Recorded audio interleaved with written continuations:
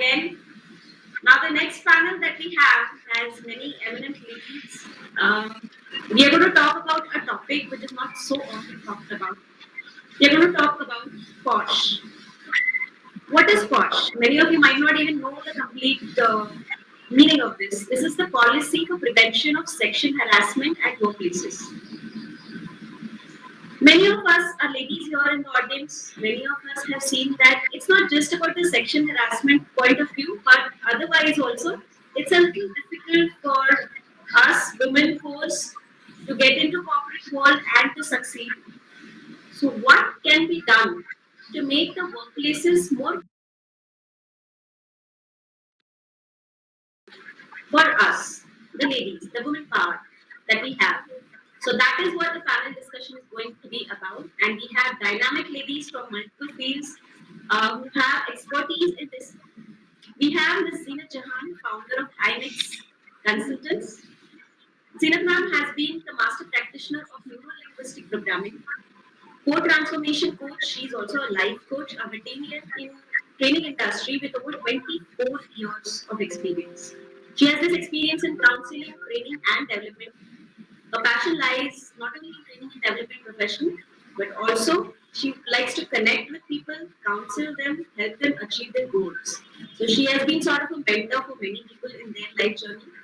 But she has also been appointed by Maharashtra State Commission for Women as a trainer, specially to conduct PoSH programs in corporations, colleges, as well as schools. So PoSH program itself is her specialty. And I'm really sad to know that the story coming from you. So yes, if your company XYZ, if they have more than 10 employees, they must have the policy in place, anti-sexual harassment policy in place. They must have a committee formed, which is called as internal committee. And if you feel uncomfortable, the law comes later, but the first thing is you should be able to speak up, right? Try to speak up, try to raise your voice. And many a times this so happen that if it is your senior manager who has a lot of power and all, you're unable to immediately go and raise your voice and ask him to stop or something like that. So go and check if you have your policy in place, if you have this committee in place, and approach the committee. If not, go and find out from HR where is the committee, who are the people. So generally when you have a committee in place, it has been displayed in prominent places of your organization. You might also have received some emails if there is a policy in place. So please go and find out first from HR, and if yes, then you can go and file a complaint. Yes, it is your right, being an employee, that you can file a complaint to the committee. So who is exactly have to be PoSH compliant? Every company, everyone? Every company which has more than 10 employees employed, they are compulsorily, they have to be PoSH compliant. If not, then there are business licenses which they have to run their business can get cancelled by the government. So it's that strict, and everyone has to follow this policy in place. So I'm facing a lot of sexual harassment from my superior manager, and I'm so scared that what if I lose my job? What if everyone in the company comes to know? Who's going to help me? Why? What should I do? So my next question. So Zinat, my next question is to you. You also day in day out, so many people come to you and you counsel them, and you are a master practitioner as far as mental health is concerned. So, what could be the main root cause, according to you, for such behavior? So yes, me being a mental health professional, I mean, it complements the activities which I do in sexual harassment.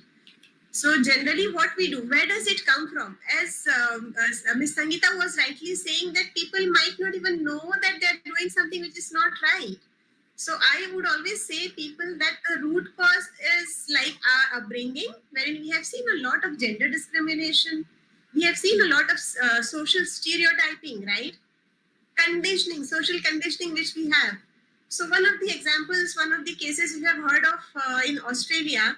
So this person was harassing a girl time and again, and when she went and complained, the culprit the accused, he says that I have been watching Bollywood movies, and that is what has inspired me to do this act. Because unless and until you repeatedly propose a girl, how a girl would say yes to you? So these are the root causes. Where does it come from? The poor boys, poor guys, whom we call as harassers, they do not even know what they're doing. So it is very important for us not only to punish them, punish only the harasser, but can we bring a system wherein we also rehabilitate them, we make them understand what is causing this. The kind of mindset they have, right? As I said, that they have been watching this since the beginning, they're seeing this since the beginning, and today suddenly a law comes which is only protecting women. And in many of my sessions, boys would come and sit in the session and they would say, why are we sitting here? It is only to protect women. So what are we doing here? So the one thing is, it is not only protecting women, the law is for women, but most of the organizations today have gender neutral policies wherein both all the genders are protected. So thus it is very important for us to understand the psychology of harassment. Who harasses? Why would you harass someone? What kind of a person would harass someone?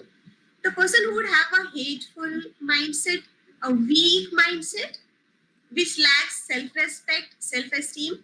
Those kind of people generally try to put others down, right? Others degrade others and all that. So we also need to work on those mindsets of people, not only punishing them, but also even counseling the harassers. So absolutely, very well said, Zinat. So we have one more question, that if the internal committee is favorable to the, say, head CEO or the head of the organization, or if the management is not so serious about the PoSH Act, how do we all complain, and we are always scared of job losses? Yeah, so the question was, what if the IC members are close to the management? Yes, yes. So what happens is, first thing is, while you have a committee in place, while you are PoSH compliant, the second thing is building the trust within the organization. So suppose I am an employee and I feel that this IC is not up to the mark, so I may go and file a complaint in the police station. Would any company, any organization afford me to go out and file a case and then come to the social media? Today's the world is of social media, right? So if I come to the social media, if I come to the media, the case comes. So no company would afford all these things. So they make sure that the committee is independent, and the committee inside the organization works as a civil court. And they have not only the rights but also a lot of responsibilities in their shoulders. So in one of the cases, the complainant was very close to one of the IC members. And she knew that she will not be able to do justice to this entire investigation. So once you file a complaint, investigation takes 3 months time to complete, right? So the committee member said, I won't be able to do justice to this case because she is very close friend of mine. So I want to move out of the committee till the time this investigation is on. So you also have that option to move out of the committee if your close ones are one of the parties. Okay, very, very well said, Zinat. And there is one very nice question, and I was expecting that some male will surely write one question on this. Why is there no law for men in PoSH?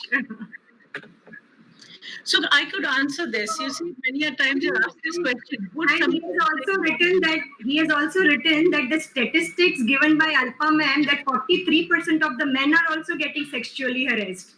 So why is not happening? And he's requesting that please be fair to men also, and kindly tell this to government. So my first suggestion to all those men is that you also start to raise voice, start speaking up.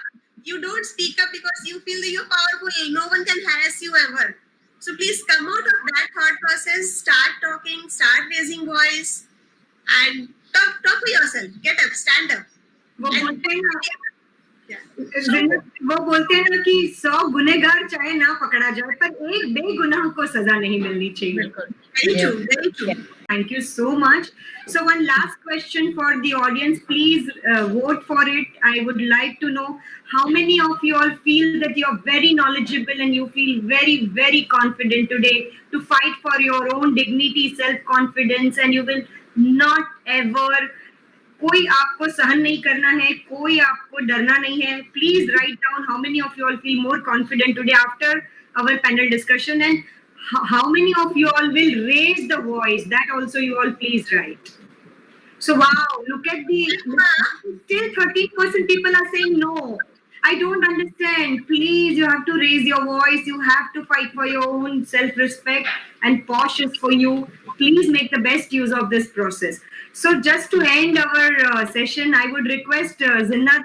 Zinnat has written a very beautiful poem, and it touched my heart also. And I request her that conclude this session on that beautiful poem. With the hope, that 39% of people who said they still do not have the courage to raise their voice, these two lines from my side may help them to gather some courage. This is in Hindi because this topic, this subject is very close to my heart. And if I have to put my heart out, it has to be Hindi or Urdu, no English. So please bear with me. So the title is किस लिए चुप हूँ मैं राज पचासों के छुपाए दिल में किस लिए चुप हूँ मैं नजरअंदाज करके हजारों गुस्ताखियां किस लिए चुप हूँ मैं 900 चूहे खा के सारे गंगा नहा आए उनकी गंदी गठरियां उठाए किस लिए चुप हूँ मैं अपनी करतूतों को तो गटक गए गुनाहगार बना डाला मुझे लबों को दर्द से सिले किस लिए चुप हूँ मैं मी टू की गुहार लगाई कईयों ने मुझ में क्यों नहीं हिम्मत किस लिए चुप हूँ मैं उजड़े मेरे ही सपने चर्चा भी मेरा ही हुआ टूटे दिल के टुकड़े समेटे किस लिए चुप हूँ मैं जमीर भी अपना बेच खाए शान भी कम न होने दी उनकी आन जख्मों की परतों में छुपाए किस लिए चुप हूँ मैं हौसला बढ़ता रहे इन दरिंदों का क्या इसलिए चुप हूँ मैं शक्ति हूँ दुर्गा हूँ लक्ष्मी हूँ विद्या हूँ शीतल हूँ धैर्य हूँ संस्कृति हूँ गरिमा हूँ कोमल हूँ रेशम हूँ हया हूँ आबरू हूँ गुल हूँ गुलनाज हूँ क्या इसलिए चुप हूँ मैं या जीनत हूँ इस जहां की इसलिए चुप हूँ मैं Thank you so much. I don't think that we could have concluded this lovely panel discussion better than this. So thank you, Abba. Thank you so much for inviting us. I love all of you, my dearest panelist members. You have been so wonderful. Thank you so much. And Alba ma'am, I really wanted to compliment you. You have been the best moderator for any panel that I have seen till now. Wonderfully moderated panel, very relevant questions you raised, and of course the expertise of the panelists didn't matter, but it is always on the moderator how the panel runs. And we really wish to thank you for being such a wonderful moderator. Thank you so much. Thank you.